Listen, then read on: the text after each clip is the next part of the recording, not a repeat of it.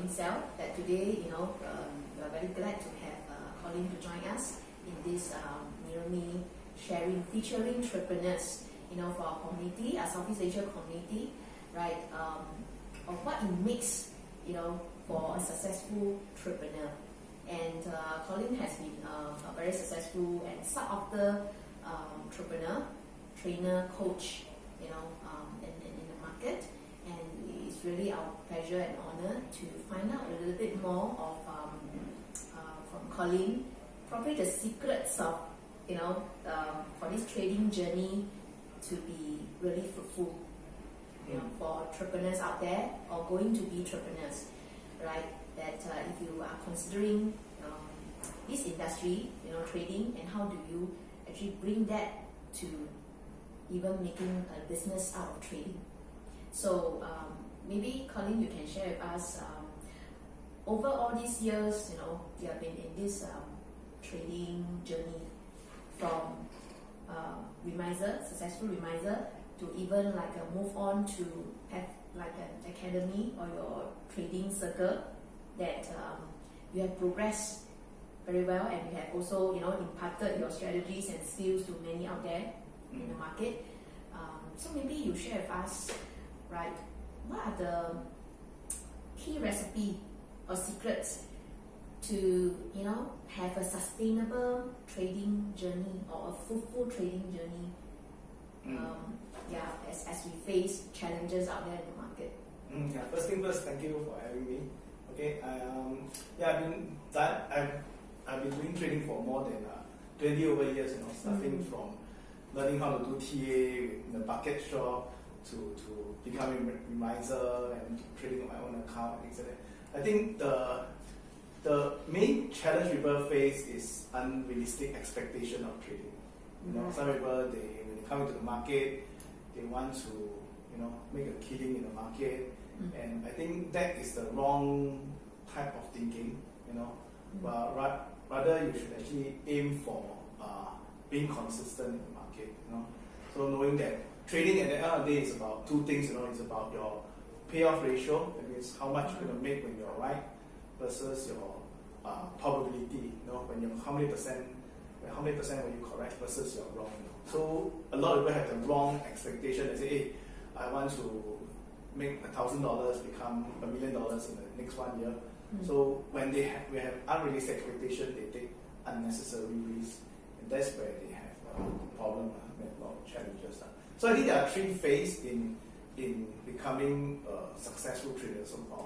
The first phase is what we call small win, big losses. When you make a small money, you're happy, you take a profit, but when you lose money, you hang on to your loss for too long.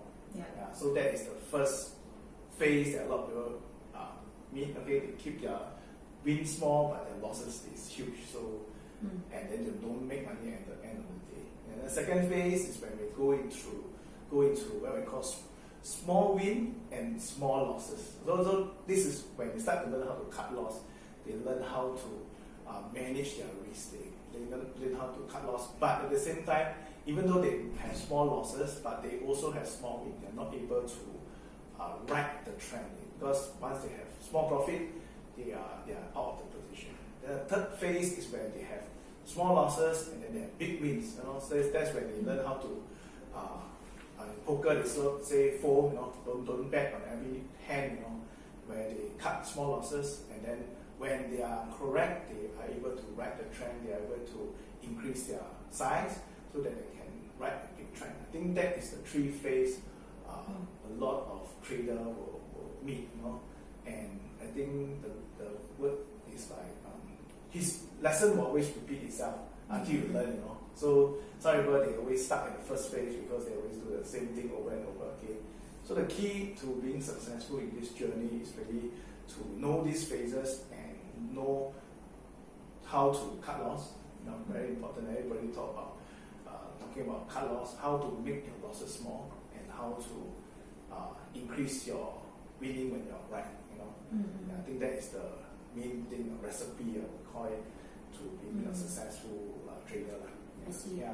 But this progressing from phase 1 to phase 2 to phase 3, how long typically would anyone be Okay. able to, Understand. So I would say it really depends. Like for me, I'm a very stubborn guy, so I keep repeating the same mistake over and over again. Trying to. So I'm not very smart, and so what I mean, I keep repeating the same mistake over and over again. But I think the point to realize there is no holy grail. So there isn't something that you learn or something that you have this particular indicator that you have. Once you're done, then you are profitable forever. There isn't such a thing. At the end of the day, it's realizing that it's about your probability, and your payoff ratio. So managing this two. One of the things that can really help you in speeding up the journey, of course, if you can afford it, to get yourself a coach. Right. There's a saying that a lot of people say that fish cannot see water. You don't know what's happening around you because you're in the water. So if you can afford it, go and get yourself a coach, where the coach can give you feedback. Can say exactly what you do correctly, what you do wrongly, and how you can slowly improve yourself. You find a coach that have done it before. Then you can speed up this entire process. If you cannot get a coach, then do trade journal. In either way, you should do trade journal. Write down your trades, write down how you get in, write down how you get out, what is your emotions. Like we have our traders here, half the time they are actually watching their past trade, looking at what they do in the past, how can they improve, and how they can improve. So the key is really to keep a trade journal, and then after your trading time, can you spend time to go through your trades? What are the trades that they've done wrongly? Do you overtrade? Do you enter the wrong position, wrong size, and things like that? So you learn how to coach yourself, and then that's where you actually move from different stages. Right. So that's the key. Sounds good. I think it's very much getting a coach is really like either we mirror the coach or the coach probably highlight which are the areas that we need to look into on hindsight, because we are too fixated at maybe our perspective, and the coach probably guide us, and or like you say, the other method is by writing a journal so that we review what have gone wrong. Correct. So if we, that means it's like either we get a coach to guide us, or writing a journal. I suppose it needs certain so-called a discipline or like a system to guide us to we don't deviate from the correct approach. So how I share with my trainees or people who come for my training is a few things they need to write down. We call the ETET. ET stands for entry, target, exit, and time frame. So entry, of course, is the entry price, what's the price you enter. Then target is the take profit price. Then exit is the stop loss price, when you know that you're wrong. And then time frame is how long is this trade for. Right. So write down these 4 things in your trade journal, including your size, how much you trade, and also the date, also how much or when you get in and out. So using this ET, the entry, target, exit, time frame, you can actually calculate what is your probability. That's how we talk about probability. But after you enter, what are the chances that you hit your target? There must be a probability from entry to target, and then there must be a probability from entry to stop loss. So this is the probability. Then the other one is the payoff ratio. Is like when you enter and you make money, you enter and take profit, how much you make, versus enter and stop loss, how much you lose. That's what we call the payoff ratio.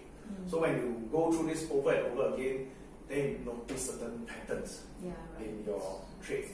For example, people who get stop out very easily, maybe their stop loss is too tight, maybe they overtrade, or maybe every trade they do is wrong, out of 10 trades, all 10 trades wrong. So likely it's an entry issue, that means they enter wrongly, or maybe they get stop out, then hit target, that means the stop loss is too tight. So from there we can actually fine tune or look at how this trader is behaving, and then from the patterns we can identify how we can improve or help the traders using this template. And then do it consistently, like habit. Once you have done your trading, you write down and review your trades. Right. Yes, Collin. So you pointed out very correctly. I think eventually this pattern, it also form an habit, and a habit that if serve us well, then this behavior probably will make our trading probably more rewarding. Correct. Right, yeah. So, but other than the monetary reward that possibly, you know, if we were successful in keeping to our discipline or trade journals or so-called, is there any other non-monetary aspect that a trader probably would have grown as well, from like perhaps cutting out like gambling style, take non-calculated risks, because you are just saying that wow, the way you describe is like actually yes, everything can be quite calculated. Look at the probability, yeah. So it become more systematic and disciplined. That will probably hone our certain strengths out, or certain habit that will serve us well, not just in trading but perhaps in life. Yeah, same thing in life, right? Like we talk about in trading, what we can control, what we can control.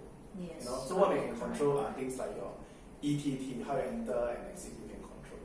Things that you cannot control are things like results. You know, how much money you make is things that you cannot control. So focus on things that you can control. What we call the process goals, rather than the result goals. Then second thing I think very important is stewardship. That means when you approach the market, you don't approach like you're the owner or the boss of the funds. You approach it like you are a manager of this fund, then you tend to do better as a stewardship. And lastly is of course keeping a trade journal again, keeping the discipline, focusing on the process. So when you can focus on the process, then eventually you will be profitable. But you focus on the end goal, the results, then you can screw up the whole process and you'll do well in your trading. Okay. That means it's like we focus on the process, the result will be rewarding automatically. That's you know? right. Yes. Okay, that's good. So that is what is that's very much for say a trader.